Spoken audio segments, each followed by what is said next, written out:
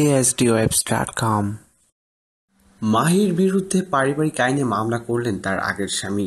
মুসলিম পারিবারিক আইন মেনে চিত্রনায়িকা মাহির বিরুদ্ধে প্রতারণা মামলা করতে যাচ্ছেন মাহিকে স্ত্রী দাবিদার শাওনের পরিবার। আগামী সপ্তাহে এই মামলা হতে পারে বলে জানিয়েছেন শাওনের আইনজীবী বিল্লাল হোসেন।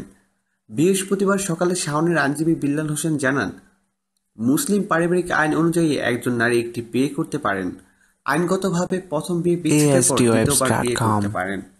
মাহি এটা করেননি, এ কারণে তার বিরুদ্ধে শাওনের পরিবার মামলা করবে। মামলার কাগজপত্র প্রস্তুত করা হচ্ছে। আগামী সপ্তাহে পারিবারিক আদালতে এ মামলা করা হবে।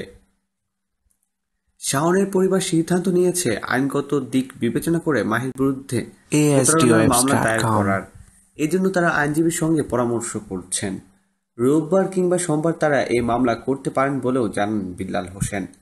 বৃহস্পতিবার দুপুর 12:15টায় এ ব্যাপারে কথা বলতে মাহিয়া মাহির মুঠোফোনে একাধিকবার যোগাযোগ করা হলেও তিনি কোনো সাড়া দেননি।